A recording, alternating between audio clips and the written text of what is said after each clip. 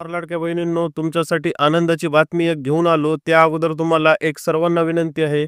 काल आपण video upload केलता, त्याच्यात चुकलेला नंबर होता. आपला हेल्पलाईन नंबर 108 चुकून दिलता. तो आता 108 न दाबता 181 दाबायचा. चुकून 108 नंबर ज्यांनी दाबला त्यांना सर्वांना माफी. कारण तो नंबर याचा आहे, ॲम्ब्युलन्सचा आहे. लाडक्या बहिणीचा टोल फ्री जे आहे 181 नंबर आहे. कृपया नोंद घ्यावी प्रत्येकाने. की 181 मी तुम्हाला वेबसाईटवर नेऊन दाखवणार आहे. त्या अगोदर तुम्हाला मी सांगणार आहे, की 5 अशा गोष्टी ज्या आहेत त्या आपल्याला त्या नंबरला विचारायच्या आहेत 181 नंबरला आणि वेबसाईटला नेऊन दाखवणार आहे. त्या अगोदर आदितीताईनं काय आनंदाची बातमी दिली ती बघा. मुख्यमंत्री माझी लाडकी बहीण योजनेचे ई-के-वाय-सी करताना ओ-टी-पी बाबत काही तांत्रिक अडचणी येत असल्याची बाब निदर्शनास आली आहे.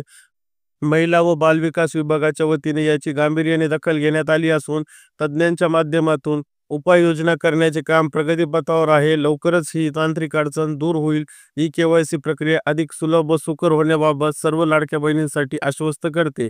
म्हणजे काय तर ओ-टी-पीचा प्रॉब्लेम जितक्या लोकांनी आदितीताईला कळवला, तर आदितीताईनं जे आहे आपल्या मॅनेजमेंट टीमला जे आहे कळवलेलं आहे, की हा ओ-टी-पीचा प्रॉब्लेम येत आहे, तो सॉल्व्ह करण्यासाठी आता तुम्ही पुढाकार घ्या आणि ओ-टी-पीला जो महिलांना प्रॉब्लेम येत आहे, तो प्रॉब्लेम दूर करा.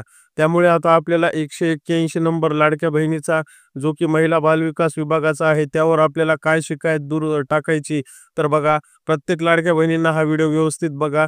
5 प्रश्न त्यांना विचारायचे आहेत, जे की तुमच्या समस्या आहेत. बघा लाडक्या बहिणींनो, हा 181 टोल फ्री नंबर आहे मुख्यमंत्री माझी लाडकी बहीण योजनेचा. तर हे हेल्पलाईन नंबर इथे आपल्याला शो करत आहे. यावर जर आपण मेजॉरिटीने 5 प्रश्न विचारले, तर 5 प्रश्नाची उत्तर जे आहेत आपल्याला भेटली, तर सर्व लाडक्या बहिणीचं समाधान होऊ शकतं. सर्व लाडक्या बहिणींना जो आहे न्याय भेटू शकतो. तर त्यातील पहिला प्रश्न आहे, की माझे पती आणि वडील वारले आहेत. म्हणजेच काय तर माझे पती आणि वडील दोन्हीही हयात नाहीयेत. तर मग मी आता ई-के-वाय-सी कशाची करायची आणि कोणाची करायची? कारण तुम्हाला ई-के-वाय-सीला पती आणि वडील दोघंही जिवंत पाहिजेत. तर मग पती आणि वडील दोघंही माझे हयात नाहीत. असा बराच लाडक्या बहिणीचा प्रश्न जे आहे कमेंटमध्ये येतो. त्यांनी 181 टोल फ्री नंबर जो काही महिला बालविकास विभागाचा आहे, जी आपल्या लाडक्या बहिणीच्या अधिकृत पोर्टलवर दिलेला आहे. माफ करा, काल चुकून माझ्याकडून जो नंबर दिलेला होता तो चुकीचा होता. त्यामुळे परत हा व्हिडिओ बनवावा लागतोय. त्यामुळे सर्वांची पहिले तर दिलगिरी व्यक्त करतो. पण आता जो 181 नंबर आहे त्यावर आपल्याला विचारायचं आहे, की पती आणि वडील हयात नाहीयेत. मग काय करायचं? पती आणि वडिलांच्या जागी कोणाचं कार्ड जे आहे आम्हाला ई-के-वाय-सी करायची, कोणाच्या नावाची ई-के-वाय-सी करायची? कारण तुम्ही सांगितलंय, की लाडक्या बहिणीसोबत कंपल्सरी पतीची ई-के-वाय-सी पाहिजे. पती नसतील तर वडिलांची पाहिजे. आता या पतीच्या केसमध्ये एक प्रॉब्लेम एक सोल्युशन निघतं लाडक्या बहिणींनो. जर पती हयात नसतील तर पालकत्व वडिलांकडे जातं. त्यामुळे वडील जे आहेत ते तुम्हाला आधार देऊ शकतात आणि वडील जे आहेत तुम्हाला ई-के-वाय-सी करू शकतात. मात्र पती पण हयात नाही आहेत आणि वडील पण हयात नाही आहेत. तर अशा लाडक्या बहिणींसाठी जे आहे समस्या आलेली आहे, की ई-के-वाय-सी नेमकं कोणाच्या नावाची करायची. त्यामुळे त्यांनी पहिले तर 181 ला फोन लावणे आणि त्यांना म्हणणे, की या दोघांपैकी आमचे कोणीच हयात नाही आहेत. मग मात्र ई-के-वाय-सी कोणाच्या नावावर करायची? हा प्रॉब्लेम सर्रास विधवा स्त्रियांना येतो. ज्यांना विधवा किंवा जवळपास घटस्फोटी स्त्रियांना येतो. तर त्यांनी जे आहे या गोष्टीचं पालन करायचं. आता नंबर 2 चा विषय आपल्याकडे येतो. तर ती आहेत झाल्या अविवाहित मुली. आता अविवाहित मुली ज्या असतात अविवाहित मुली म्हणजे काय तर ज्यांचे आणखीन लग्नच झालेले नाहीयेत. मात्र 21 वर्षाच्या वयाच्या पूर्ण आहेत.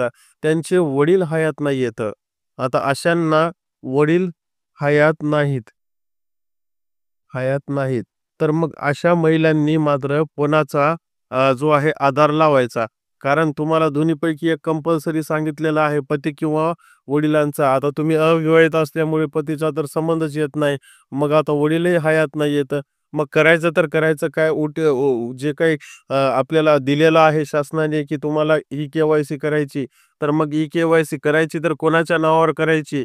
आणि जसं आदितीताईनं आपल्या समस्यांना प्रत्येकाची जी काही आपली समस्या होती OTPची, तर जास्त शिकायत नोंदवल्यानंतर स्वतः ट्विट करून सांगितलं आहे, की या पोर्टलवर जे आहे OTPची समस्या येत आहे, ती आम्ही लवकर सॉल्व्ह करू. तसं हे पण आपल्याला आपलं जे बोलणं आहे ते महिला व बालविकास विभागापर्यंत पोहोचवायचं आहे, जी की आपल्याला समस्या आहे. आता अविवाहित स्त्रियांनी नेमकं वडीलही हयात नाहीयेत, तर मग कोणाच्या नावानं जे आहे आपल्याला ई-के-वाय-सी करायची, हे प्रश्न जे आहे 181 नंबरला विचारायचे आहेत आणि प्रत्येकाने विचारलेल्या प्रश्नाचं उत्तर कमेंट करून सांगायचं आहे, जेणेकरून पुढील लाडक्या बहिणीला महाराष्ट्रभरच्या लाडक्या बहिणींना फायदा होईल. बघा, दुसरा प्रश्न आपल्याला हा होता आणि तिसरा प्रश्न कोणता आहे बघा. पहिला तर काय विचारला होता आपण, की ज्यांचे पती आणि वडील दोघेही हयात नाहीत. दुसरा प्रश्न आपला हा होता, की ज्यांचे पतीचा संबंध नाही, वडील हयात नाही, अविवाहित आहेत, त्यांनी काय करायचे? तिसरा प्रश्न आपला हा आहे, की लाडक्या बहिणींनो, जर समजा तुमचा घटस्फोट झालेला असेल, म्हणजे तुम्ही घटस्फोटीत असताल किंवा फारकत झालेली नसेल, तुम्ही बाजूला राहत असताल, तर मात्र कोणाचा घ्यायचा? जर याच केसमध्ये पती जर जिवंत नसतील, तर मग कोणाचा जे आहे ई-के-वाय-सी जोडायचा? तुमचे पती वेगळे राहतात, दुसरं लग्न केलेलं आहे, त्यांच्याशी तुमचा काही संबंध नाही. कदाचित त्यांनी फारकत घेतलेली आहे, मात्र कदाचित त्यांनी फारकत घेतलेली नाही. मग अशा केसेसमध्ये कोणाचा ई-के-वाय-सी जोडायचा? हा मेन प्रश्न जे आहे लाडक्या बहिणींनी विचारायला पाहिजे, की ई-के-वाय-सी जोडताना जे येणाऱ्या समस्या आहेत, हा हा ई-के-वाय-सी जोडायचा तर जोडायचा कोणाचा? ही पण महत्त्वाची समस्या आहे. आता नंबर 4 वर समस्या येते, की नंबर 4 वरचा जी काही आपली एका घरात तिघांची अट होती, तर 3 लाडक्या बहिणी एका घरात ज्या आहेत लाभ घेऊ शकत नाहीत. मात्र सासू आणि 2 सुनांपैकी एका सुनानी जे आहे आपलं नवीन जे काही नवीन रॅशन सांगितलं ते करण्यासाठी टाकलं आहे. ठीक आहे, टाकलं आहे. मात्र यामध्ये प्रॉब्लेम असा आहे, की यानंतर मात्र या सुनेचं नाव जे आहे सासऱ्याच्या रेशन कार्डमधून कटून वडिलांच्या रेशन कार्डमध्ये जातं. हा आपल्याला माहीत आहे, की सासऱ्याच्या रेशनमधून कटून वडिलांच्या रेशनमध्ये जातं. मग आता या सुनेपुढे समस्या काय येते? तर बघा, या सुनेपुढे समस्या येते, की तिचा फॉर्म परत एडिट करावा लागतो किंवा तो फॉर्म रिजेक्ट होतो. रिजेक्ट म्हणजे कसा? तर आता नवीन रेशन आल्यामुळे नवीन नाव आलं आणि फॉर्म रिजेक्ट होतो. मग रिजेक्ट झालेला फॉर्म जे आहे तुम्ही परत एकदा कसं भरून घेणार? कारण 6 महिन्यापासून जे आहे तुमची वेबसाईट सुरू नाहीये नवीन फॉर्मसाठी.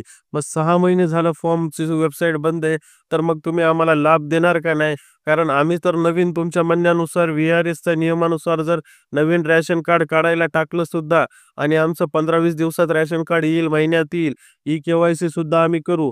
मात्र ते पहिलं जे काही आमचं डाटा आहे तो एडिट होईल. म्हणजेच पहिल्या डाटावर जे आहे पतीचं नाव ॲड होईल आणि रेशन कार्ड ॲड होईल का पहिला फॉर्म शक्यतो डिलीट होईल आणि जर पहिला फॉर्म डिलीट झाला तर नवीन फॉर्म जे आहे ॲड होईल कसा? नवीन फॉर्म तर तुम्ही 6 महिन्यापासून बंद केला. मग ही समस्या 4 नंबरची जी आहे आपल्याला त्यांना विचारायची आहे, की तुमचं जे नवीन नाव आहे ते 4 महिने झालं बंद केलेलं आहे. तर मग करायचं तर करायचं काय? हाही प्रश्न त्यांना विचारायचा आहे. प्रत्येकाने कमेंट करून सांगायचं आहे, की नेमकं तुम्हाला त्यांनी उत्तर काय दिली, जेणेकरून पुढच्या लाडक्या बहिणीला आपल्याला फायदा व्हायला पाहिजे. नाहीतर कसं आहे, आपला मुख्य उद्देश आहे सर्व लाडक्या बहिणींपर्यंत हा व्हिडिओ पोहोचावा, त्यांना फायदा व्हावा. बघा, 181 क्रमांक आहे. आता जसं OTPचं समस्या आदितीताईनं मनावर घेतली, तसं या 5 समस्याही मनावर घ्यावं लागतील. 4 समस्या मी तुम्हाला सांगितल्या लाडक्या बहिणींनो. 5वी समस्याकडे येतो. आता बघा, प्रत्येक गोष्टीला एक गरज आहे, प्रत्येक गोष्टीला एक वेळ आहे. बघा, मेन प्रॉब्लेम काय आहे? तर लाडक्या बहिणींनो, ई-के-वाय-सी करताना 5वा प्रश्न तुमच्यापुढे हा यायला पाहिजे, की बऱ्याच माध्यमातून मी ऐकण्यात आलेलं आहे, की सप्टेंबर आणि ऑक्टोबरचा जो लाभ आहे, तो ई-के-वाय-सी विना सुद्धा भेटणार आहे. मग यामधली सत्यता किती आहे? तुम्ही जर ई-के-वाय-सी चा जर लाभ घेणार असताल, तर मग यामध्ये सत्यता किती आहे? ई-के-वाय-सी जर नाही केली 2 महिन्यात, 2 महिन्याच्या शेवटी केली, तर सप्टेंबर, ऑक्टोबरचा आम्हाला हप्ता देणार का? हा प्रश्न विचारायचा का? ई-के-वाय-सी केल्यानंतरच तुम्ही आम्हाला सप्टेंबर, ऑक्टोबरचा हप्ता देणार? हा प्रश्न 5वं जे आहे आपल्याला त्यांना विचारायचा आहे. असे 5 प्रश्न मोजून मी तुम्हाला दिले आहेत. 5 प्रश्न आपल्याला टोल फ्री नंबरवर विचारायचे आहे तर महिला व बालविकास विभागाच्या, आणि त्यांच्याशी जे काही उत्तर भेटेल ते आपल्याला शेअर करायचं आहे. ते आपल्याला जे आहे सांगायचं आहे, आपल्या अधिकृत कमेंटमध्ये द्यायचं आहे, जेणेकरून प्रत्येक लाडक्या बहिणीला महाराष्ट्रातल्या मदत होईल याची. तर व्हिडिओ आवडला असेल तर नक्की लाईक करा. कालच्या व्हिडिओबाबत परत एकदा दिलगिरी व्यक्त करतो. कालचा नंबर चुकला होता, त्याच्यामुळे त्या नंबरवर फोन लावायचा नाहीये. तो नंबर जे आहे माझ्या माहितीप्रमाणे ॲम्ब्युलन्स कशाचा तरी नंबर आहे. तर आपला अधिकृत नंबर 181 आहे. 181 नंबरला कॉल लावायचा वेबसाईटवर. त्यामुळेच मी तुम्हाला आणलं आणि हे 5 प्रश्न विचारायचे आहेत, की तुम्हाला ह्या समस्या भेडसावत आहेत. मग या समस्येचे परिणाम काय आहेत? असे टोटल 5 प्रश्न आहेत. 5 प्रश्नाचे उत्तर जे आहे तुम्हाला जे भेटतील ते कमेंट करून नक्की सांगा. व्हिडिओ आवडला असेल तर नक्की लाईक करा. चॅनलला सबस्क्राईब करायला विसरू नका.